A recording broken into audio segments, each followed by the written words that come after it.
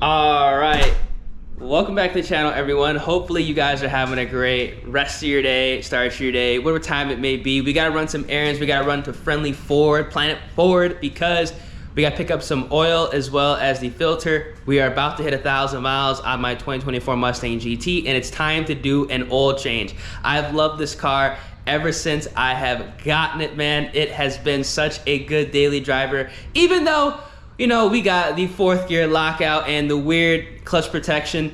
This is truly one of the best Mustangs to buy right now. I'm gonna keep saying it. If you're looking for a brand new modern Mustang that you want in a manual transmission, and you're thinking about daily driving it or having it, you know, as a weekend toy, not a huge high performance vehicle, because I will touch up on this. I do believe the S650 Mustang GT in the 6-speed manual is an absolute W, and something you should definitely think about picking up if you want to scratch off as much of the criteria as possible. I don't know what's going on right now. Now, as you guys can see, my car is dirty, man. I live in Houston. We have monsoons every other day. I've been driving this thing in this crazy Houston weather, so that goes to show you how good this platform is if you want, you know, something you can enjoy and also daily drive in bad weather. Like, it was flooding yesterday. And these Pro Contact Continental tires, when I first got the car, I didn't like them too much, but I understand you have to do like a 300-mile like tire break-in. These actually aren't that bad. Now, they're not that good if you want to just, you know, go out racing it, you know, banging 2nd, 3rd gear. You are going to be spinning, but in the rain, as a daily driver, and that's the focus of this video, I think they're pretty damn decent, and it's something you can just get into, drive, enjoy, learn how to drive manual, because these are one of the easiest manual Mustangs to drive, 100%.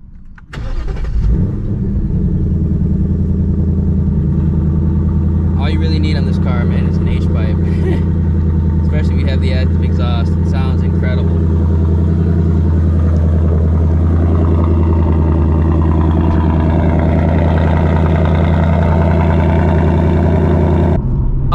Around the road, we are headed over to Planet Ford. We gotta go pick up some oil, man, and a filter. Now, the reason I go to the dealership is because there really isn't any difference getting it from the dealership and getting it online, and plus I like to get the OEM stuff. This is the first oil change, so I want to make sure that I put in the Motorcraft 5W30 full synthetic with the OEM oil filter, and then after the first oil change, 1,000 miles later, I'm going to be switching to AMSOIL 5W30. But for the first oil change, I want to definitely do Motorcraft, man. Let's go ahead and change this exhaust note to the fun mode, man. I always have it like in the quieter mode when I'm in, you know, the neighborhood, just so I don't piss anybody off, even though my neighbors are pretty chill, but you never know.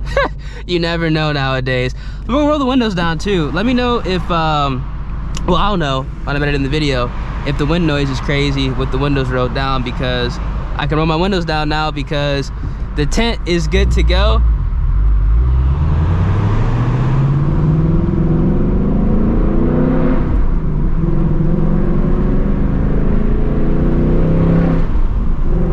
Not gonna go too crazy on it. Gonna wait a couple days until I change the oil, because I'm gonna get the oil today, and then I'm probably gonna change it in a couple days. We'll not have time today, but we got 968, so we gotta go get it right now. And I just love the way this car sounds with just literally the H-pipe and the active exhaust, man. Active rev match.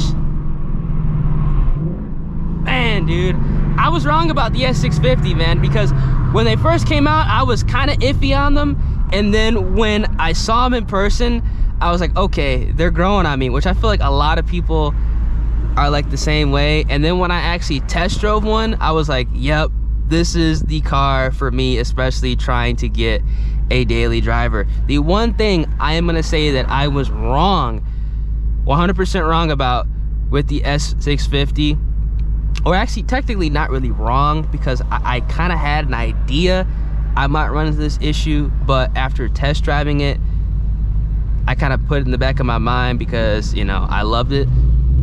But I was really on the fence with the MT82 transmission, as well as the stock clutch that comes with the MT82 transmission. That's one thing that I wish Ford definitely went ahead and upgraded.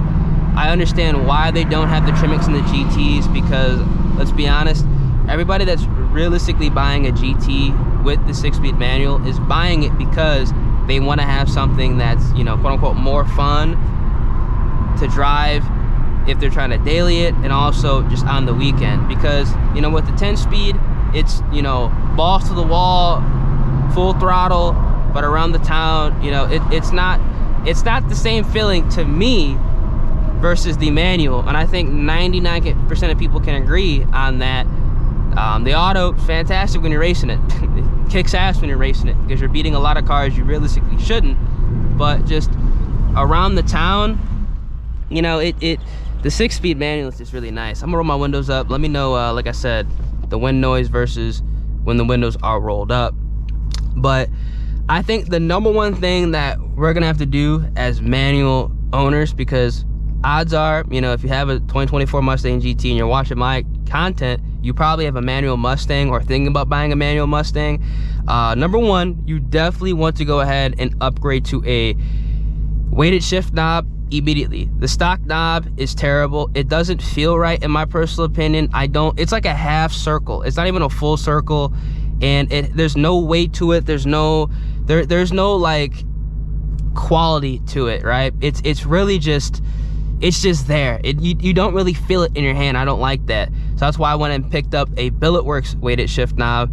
Something else that we're gonna have to do is definitely get a transmission mounted short throw shifter. That is super, super important, because the way the shifter is linked up to the transmission, it's not as smooth as it could. Wow, that's clean as hell. That's why I kind of like having the dual POVs, because, you know, you get the face cam and you kind of get, you know, what's in front of me. That Gen 2 was actually clean as hell that I just saw.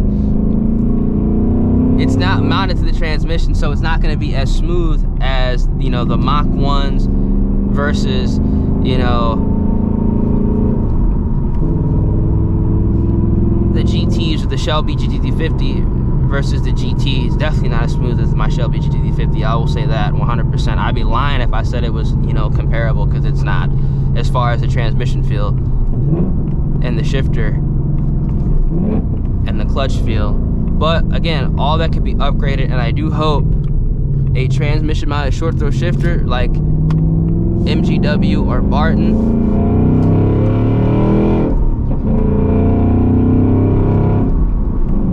like, it's not bad if you're not like banging the gears. Like, this is a car that you literally can just get into, drive it, you know, have some fun with it, some short controlled bursts. But as far as like no lift shifting, I'm gonna put a clip for you guys right now. We'll do a little 60 hit.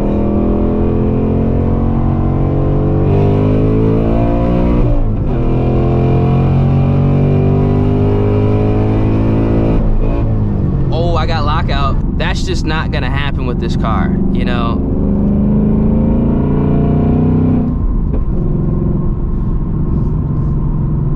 Okay.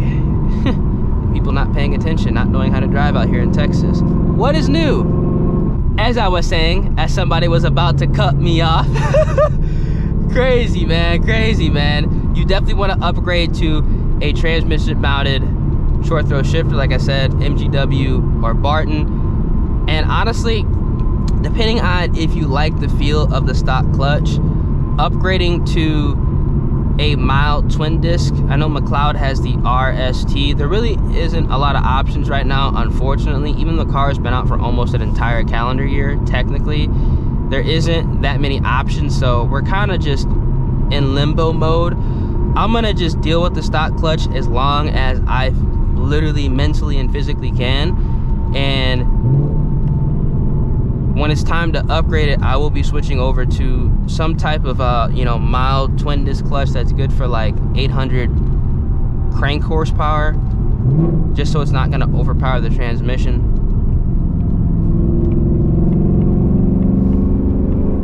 And it's going to offer a better feel, and it should fix the sloppiness and the hesitation with the no lift shifts, as well as just trying to shift the car hard. Because with these 2024 Mustang GTs, this is something that I was wrong about. I did not know about this feature that these cars have on stock file, and obviously because you can't tune this, you can't get rid of this yet, or hopefully you can get rid of it once tuning is available. These cars have clutch protection built in, so pretty much what that does is the computer is going to be trying to save the clutch at all times. It's going to limit the fast high RPM shifts.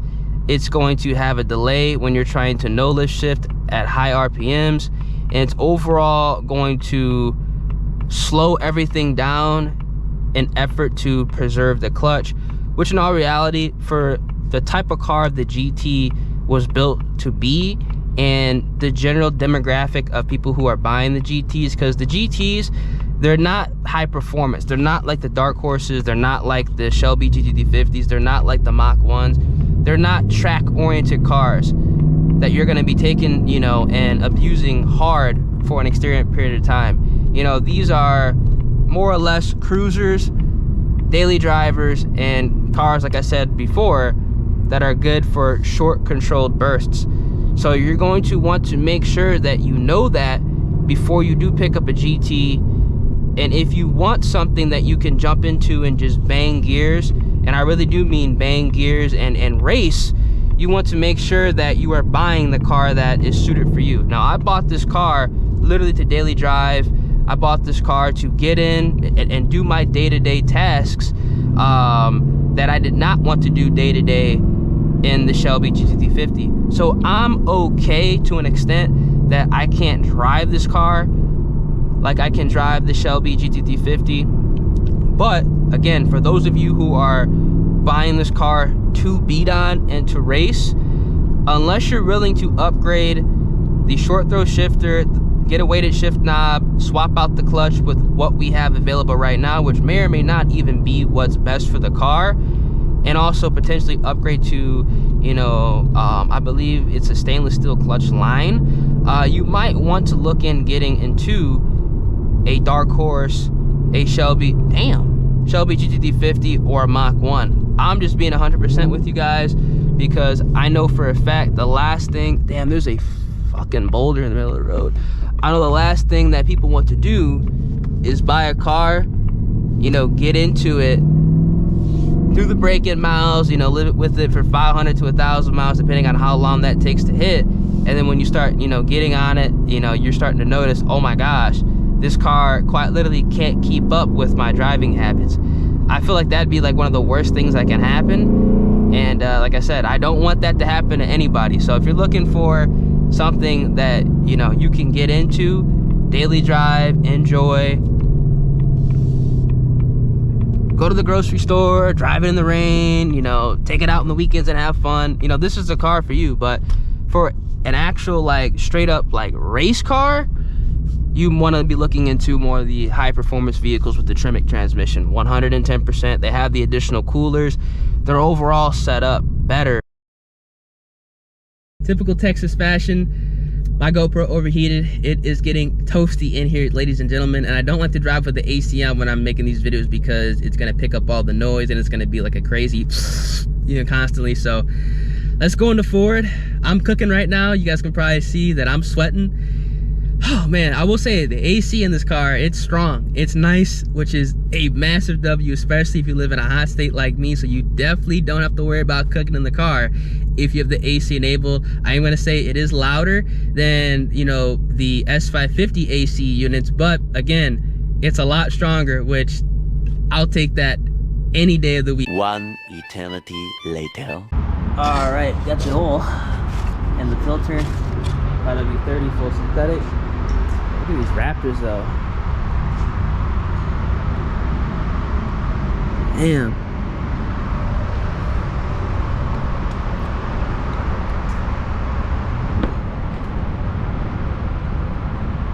Oh, somebody bought it. Congrats, whoever bought that. That's sick. This is just the F-150 Lariat. Imagine if the Raptors came with like Recaros or something like that. That would be sick. Damn. OEM beadlock wheels. The bed's lined too. It's a badass truck right there, no cap.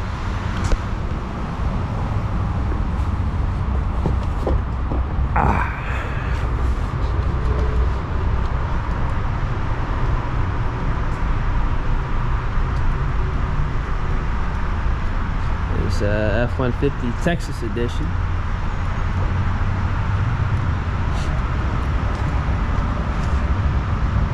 Gotta say, man, Texas edition, this thing would have beadlocks. If it was a true Texas edition.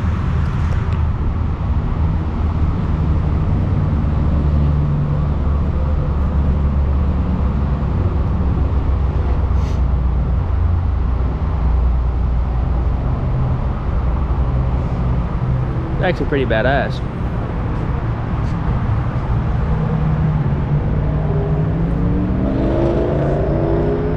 Everglades edition.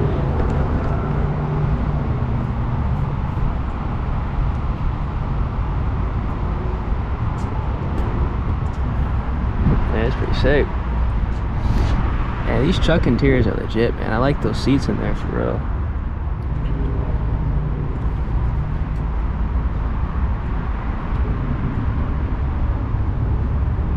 I don't know if I like the white Bronco. The color on the Bronco white, I don't know if it looks right.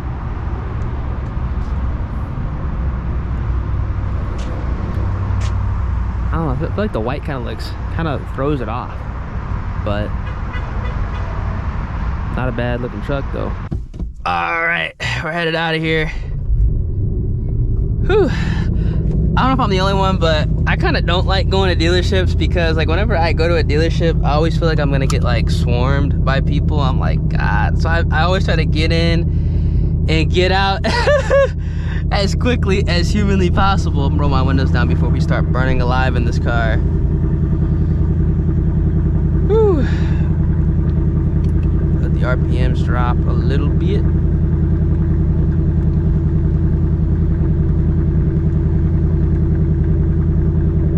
One thing about the 2024, man, I love the way how it just sounds just so mean. It has that nice rumble when you first start it up, man. And just the cruising speed too.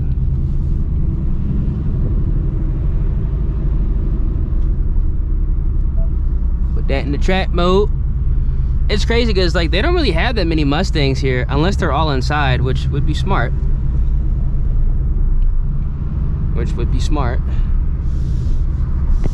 And they got like one out here, but they only have like the EcoBoost outside. I think they keep all the GTs inside at this dealership.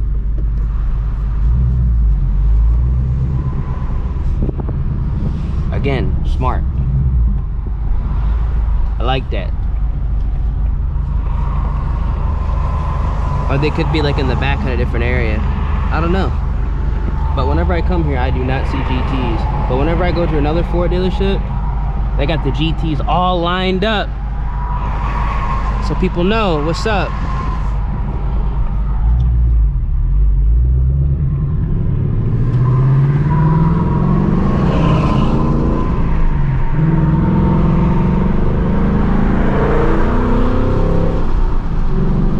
Got 973 miles under our belt, man. But I get the oil change in the next couple of days.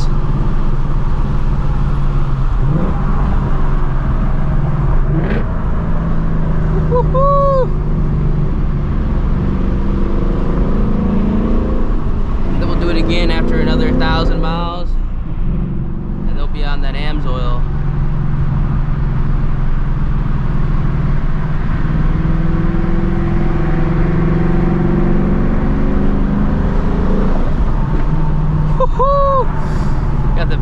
backfires even with the cats. It backfires. Like, dude, this car, woo, he backfired again.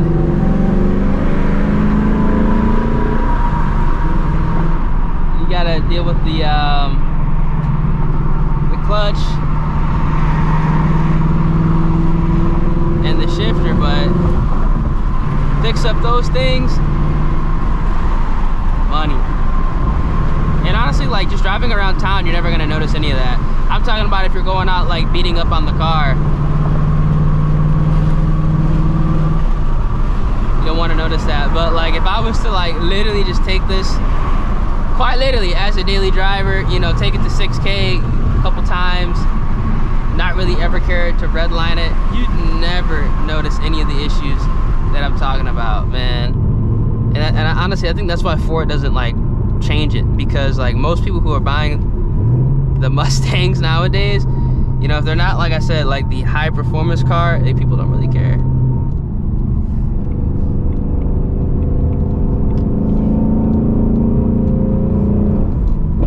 Woo! You gotta pop in between shifts too, man, dude. With headers, oh my goodness. All right, back at the casa. Hopefully you guys enjoyed the video. If you guys did, feel free, drop a like in the vid, subscribe to the channel, turn those post notifications. The next couple of days, we're gonna be changing the oil. I will make a video showcasing exactly what the break-in oil looks like. This is gonna be the first oil change on the 2024 Mustang GT, so I'm really curious.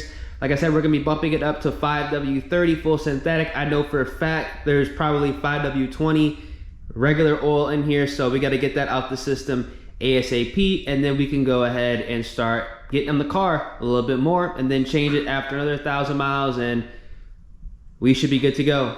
So yeah, it's been your boy Ears, and I'm gonna catch you guys in the next one, man. Deuces.